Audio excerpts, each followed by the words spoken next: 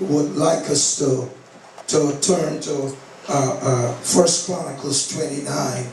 If you turn to First Chronicles 29, and we want to read a few verses there. Amen. It says, "Thine, O Lord, is the greatness and the power, and the glory and the victory, and the majesty, for all that is in the heaven and in the earth is thine. Thine is the kingdom, O Lord, and thou art exalted as head above all. Both riches and honor come of thee, and thou reignest over all. And in thine hand is power and might, and in thine hand it is to make great and to give strength unto all." Amen. Let me see. Let's read verse 14. "Who am I, and what is my people, that we should be able to offer so willingly after this sort? For all things come of thee, and of thine own have we given thee. For we are strangers before thee, and sojourners, as were all of our fathers. Our days on the earth are as a shadow, and there is none abiding. O Lord our God, all this store that we have prepared to build thee a house for thine holy name cometh of thine hand, and is all thine own. I know also, my God, that thou triest the heart, and hast pleasure in uprightness. But as for me, in the uprightness of my heart, I have willingly offered all these things. And now I've seen with joy thy people, which are present here, to offer willingly unto thee." Hallelujah. Now, what is this all about? This is David. At the end of his life, he's about to die. And he's called the people together, and the leaders together, and he's addressing them. If you will, it's like his last speech that he's giving to the people. And he shares with them how God was faithful to him, and how God used him in a tremendous way. And one of the things that he shared with them was how God was able to cause him to build his own house. And then he said that it was also in my heart to build a house for God. And I told God, I told the Lord, I want to build a house for you. You built a house for me. Now I want to build a house for you. But he said, God said to him, "David, you're not going to be the one that will build this house for me, because your hand is filled with blood. You're a man of war." Because David was a warrior. As you know, he conquered, he was able to consolidate the nation of Israel, which was kind of like divided and so on. And he was able to bring the nation together, defeat the enemies that were there occupying different parts of the nation and of the land. And he was able to drive them out and establish the kingdom of Israel. And God said to him, "David, you're not going to be the man that will build me my house, because your hand is soiled with blood." But the Lord said to him, "David, your son will build a house." So here was David about to die at the end of his life, and he calls the leaders and the people, and Solomon his son there, and he's now cheering with them and telling them, and he says now we are at that point where the house of God is about to be built, and Solomon, you will build this house. You're the one that God has appointed to build this house. But then he also goes on to let them know that he personally, David personally, who had now become wealthy and had become rich, because he was king of Israel, and you know, as you know, by conquering the other nations that were there, etc., he had acquired and accumulated a lot of wealth. And out of his wealth, he said, I will give to the house for the building and the construction of the house of God. And then he said to the leaders that were there and the people that were there, he said, he challenged them and he said, is there anybody here who would join with me and give towards this building and construction of the house of God so that it can happen? And the people responded overwhelmingly. The leaders responded and the people responded, and they gave, and they brought everything. David gave, the leaders gave, the people gave, and they brought it all. And when they looked at what they had enough to build the house of God. And then David turned his face to heaven and he began to pray, and he began to state some stuff. And basically what he was saying is that all of this became possible. The building of God's house became possible. We're in a position to erect the temple. We're here to, so Solomon got the glory for the temple, all right. But really it wasn't Solomon that acquired it. It was David and the people that brought it together, that made it happen. All Solomon did, he just got the people to build it. But the materials and the resources, it came from his father, David, and it came from the people. That's right. And of course Solomon got the glory for it. See, sometimes, folks, what sacrifice you make, amen, you might not get any credit. Amen, you might go unnoticed. But hello, somebody. I said, even though others and people might not notice it, God does notice your sacrifice. And you get rewarded when you get to heaven. Amen. Not only to heaven, but God's going to bless you and reward you right here. Amen. Not all of us will get the credit. Sometimes, amen, your pastor, like what Angela is doing, something I might get some credit, or I go to India or somewhere else and I get the credit, but and really it's you who really gave, it's you who really supported. But let me tell you, God takes notice, and watch this, your reward will not come from man, your reward will come from God. God will surely bless you. Amen. And so Solomon put it together, but David turned his face to him and said, I need to give God praise. And in this prayer of David,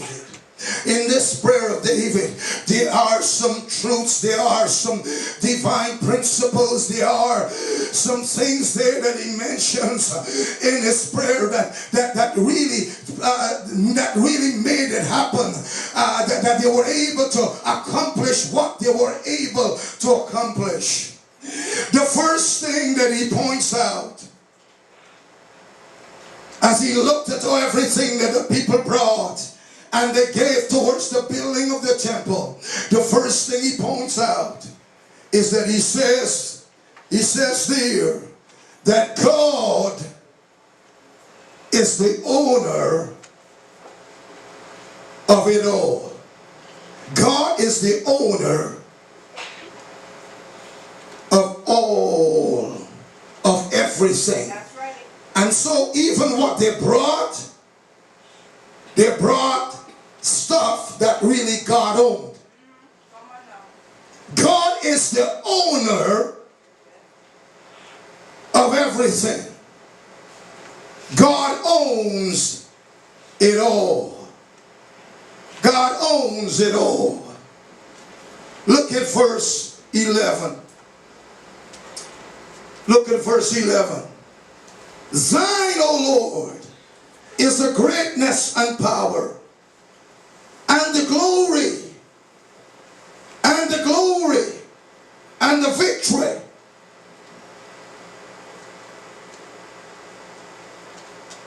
And the majesty, For all that is in heaven and in the earth is thine.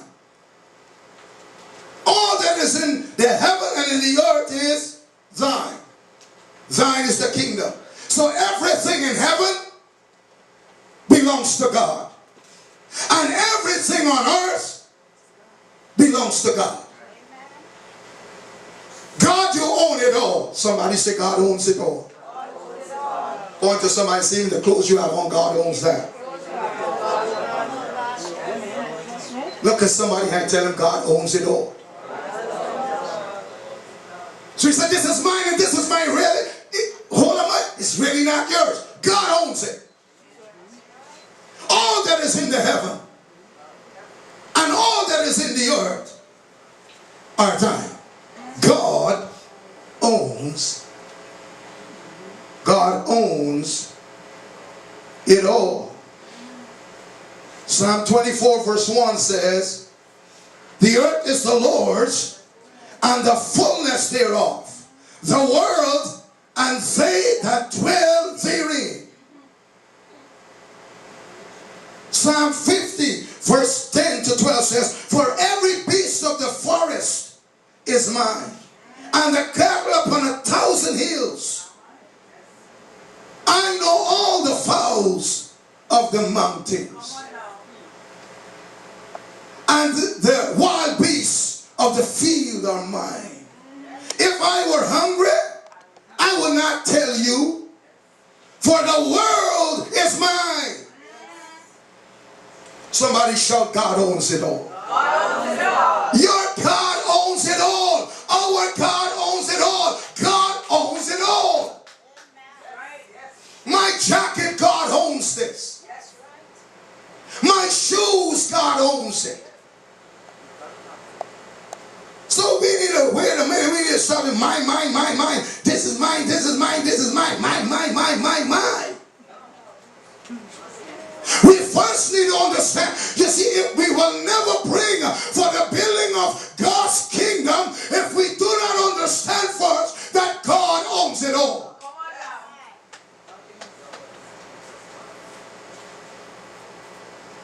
Somebody say it's all his, it's all his. The second thing, and I will close here. The second thing I want to share with you is that this God that owns it all, so all of us start at zero. Tell somebody, you start at zero. If God has it all, how much you have? If Pastor Max, I gave Pastor Max all my money, how much I have?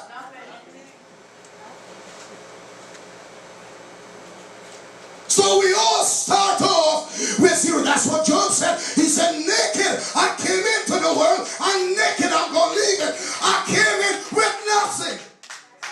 Why? Because God owns it all. When you were born with a gold tooth in your mouth.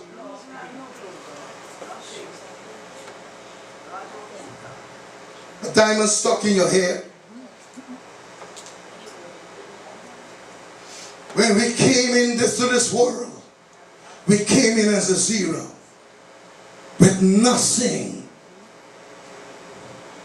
And God owns it all. So therefore, if I get anything, where did it come from? Where did it come from? What's the source? It gotta be God, the one that owns it all. So everything I acquire in life, even as a baby, when my mama would put that baby vest on, put the napkin on or whatever, all of that came from God. Amen. Because he owns it all. I got nothing. I came in with nothing. But it's God that owns it all. Fills our hands. fills our hands. He fills our hands. So, amen. Brother Stephen, can you just come a moment? Let's say, I'm God. This is you. Put out your hand like this. His hands are empty. Can you have my wallet there? Can you? I'll give you a tap. Anyhow, don't be too serious now with this. All right? Don't take this too serious. His hands are empty. He came in with nothing. But God, who owns it all, says, well, because God is a giver. I said God is a giver. For God so loved the world that he gave. God is a giver. If God was not a giver, where would you be? Where would I be today? We would have been walking around naked on the streets. But you see that? That's why we, as I'm telling you this, folks, I think we need to have some appreciation for the Lord. Amen. Amen. We need to have some gratitude in our hearts. Oh God, you are a good God. You are a one. So God, I'm a servant because you're a good God. If it was not for you, if it was not for you, God, where would I have been? If it was not for you, I would. And see, we complain and we cuss and we misbehave. Even when we don't have this and we don't have that. But what about what you do have? Even if it was not for God, you would have had nothing. You would have still been a zero without God. Come on now. Because we came in with nothing. And he owns it all. And so what he does is that he fills my hands with good things. Hallelujah. I said he fills my hands with good things, and I don't care how poor you might have been or how rough and tough it's been for you. You cannot deny that God has filled your hands with good things. If he did not, I tell you, you would not even be here. Like I said, not even with a shirt or a dress on. Amen. We would have had nothing. That's true.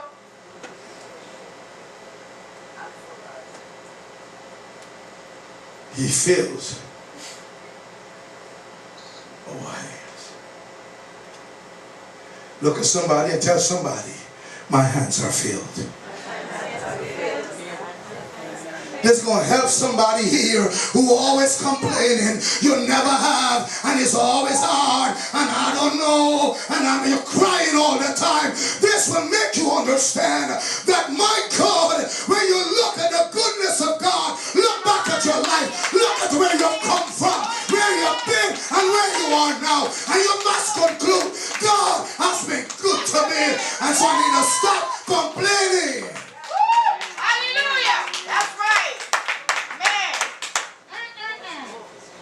Oh, how hard things have been with me. Oh, if you only know. What if he didn't give you what you have right now? Come on now. He is filled. One thing I want to say to everybody.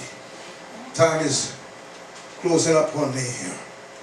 I want to say to everybody.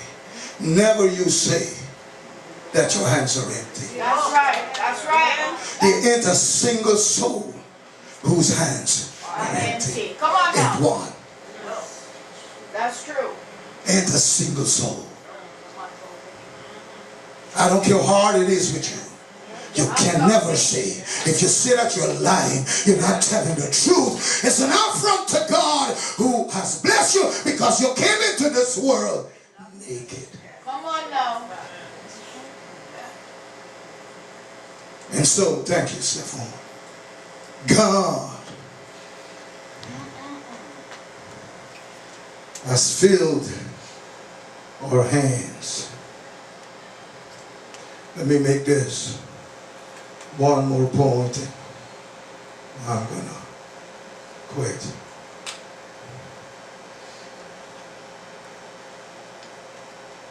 The lady in 2 Kings chapter 4.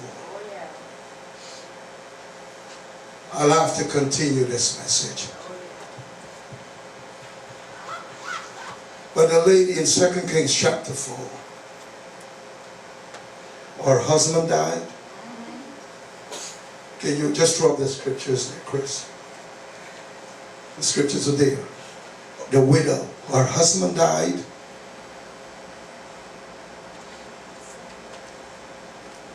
And it seems like he wasn't that, had lots of money or whatever. But also whatever happened is that they got into a lot of debt. And so when the husband died, the lady had no money to take care of the debts and things like that. So he left her with her sons. Died, he's gone. And things look real terrible. Because the debtors now, the creditors says, we are moving in now. We need our money. We need what you owe us. So if you're not going to pay, then we're going to take your sons and we're going to they're going to become our slaves. And they will have to work that debt out. And the lady, now how many of y'all will feel sorry for this lady? Yeah. She's in a pretty bad way, yeah? Some folks will even cry if that lady come and share a story, but you'll cry. You'll cry, you shed tears for, oh my God. Things are really bad. The creditors are coming. How many of y'all would think that that lady really is at rock bottom and she really has nothing? Yeah. Yeah. You say she's rock. She got not. That if you were to ask that lady, you go to that and say, lady, I need some money. Can you bless me with some money? Amen. For my fact, some people would feel insulted that you even asking a lady like that for money. That's true. What? That wouldn't. You can't be asking her, not her. Not her. The question's moving in on her, not her. She know how when we conclude, we make so many conclusions in our lives and on other people's lives too. Come on now. We write off people. We say we're making judgments on people.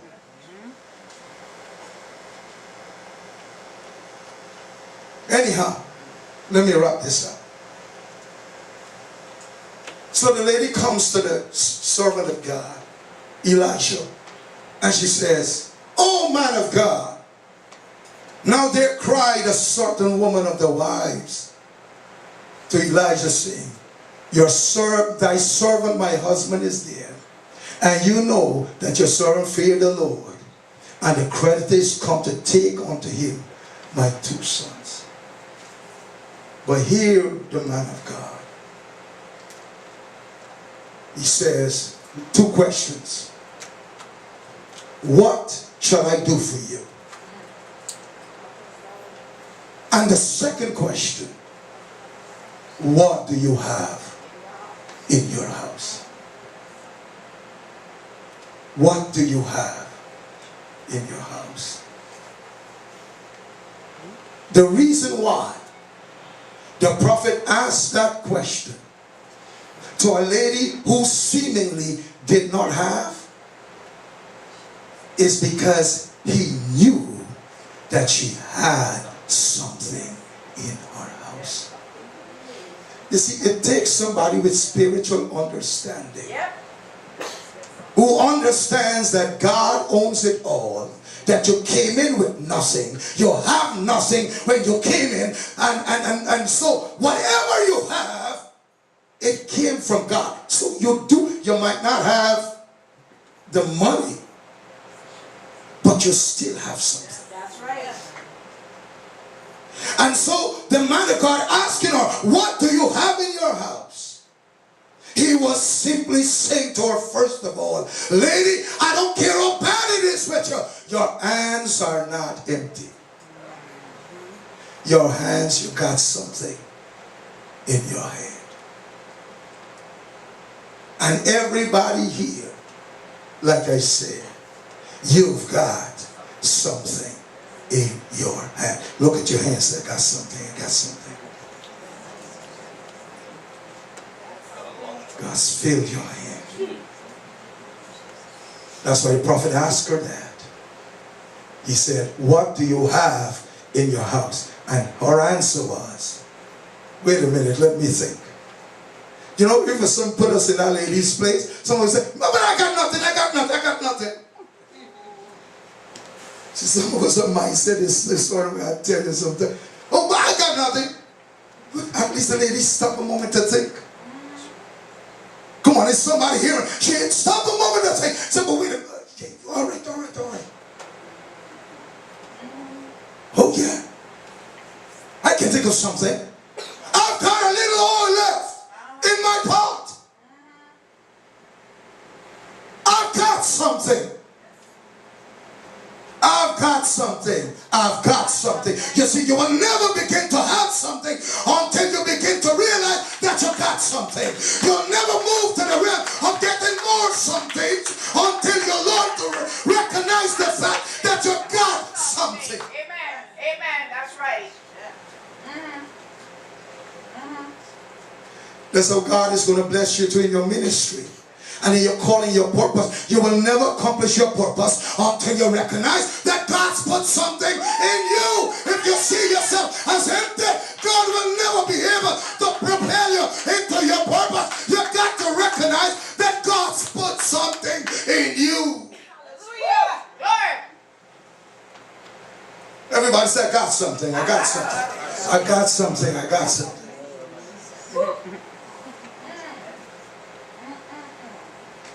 Because it's the thing you got. It's what God will use to get you to where you need to get to. Amen. To bless you and to bring you into blessing and abundance and prosperity and into your purpose. It's what you got. That's why it all starts with, let's back up. I came in with nothing. That's right. That's right. God got everything. If I look at my life, I realize I do have something, and you got to recognize that. And if you recognize you have something, then you are now ready. Oh Lord, help me. How many of y'all believe you have value? How many of y'all believe you can help this ministry? You can help propel this work of God forward? Come on, am I talking to anybody? How many of y'all believe, amen, that you can be a tremendous instrument in the hand of God? Amen, that folks will be amazed to see what God will do in and through your life. How many of y'all believe that God's put stuff in you?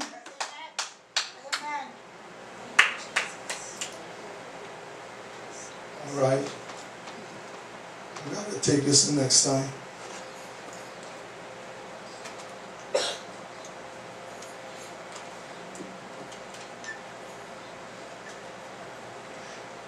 We must recognize that we have something. And that is what we have. And that's the process David used. He said, all of this is possible, that we can construct a magnificent temple for God, because we recognize God, and see, even if the people don't know it, I know it, that all the things in heaven is yours. All on earth is thine. And then if you keep reading, he says, we have given from what you have given to us. And that's the next stage. But we'll come to that the next time. But suffice it to say, just like the widow lady, Elijah said to her, he said, that little oil that you have in the pot, what you need to do with it now is you need to get some other vessels together as many as you can get, and start pouring that little oil that you have in your vessel. Start pouring it out into the other vessels. Start with one vessel at a time. Start pouring into one vessel. And you'll see what's going to happen. By the time you start pouring into one vessel, that's going to get filled. Look how expansion is going to happen. They got to bring another vessel, because you'll keep pouring. You see, and as we release and learn to give what we got of our time, of our talent, and of our treasure, you got to learn to release the oil in the vessel. Many folks recognize that God owns it all. They recognize, God, you've put something in my hand. But you know what's the third thing? They don't release what they have in their hands. Come on, are you all hearing what I'm, come on church, I'm done. Are you all hearing what I'm saying? You got to, when God, you know what you got, and don't be afraid to release what you have in your hand. That's right. Are you all hearing me? I said don't be afraid. Why? Because in the first place, remember, it's not yours. Come on now. I said it's not yours. So do not be afraid to release what you have in your hand. If God's giving you a talent and a gifting, don't be afraid to exercise it. Because hey, I'm scared. I'm not confident. It might not come out well. No, you don't worry about any of that. It's not yours to begin with anyhow. Amen. God give it to you. So if anything go bad, blame it on God, if you will. Amen. But let me tell you, if you take this step of faith, because it's faith, it will take to release what you got in your hand. Because as humans, we are selfish. We like to hold on to what we have. But do not be afraid to release what you got in your hand. Because in any case, it's God's stuff. It's not your stuff. You don't own it. God owns it. It's God's thing. And if you release it, That's right. That's right. watch what God is going to do. Amen. All right. Praise God. Amen. We're done for today. Let's stand to our feet.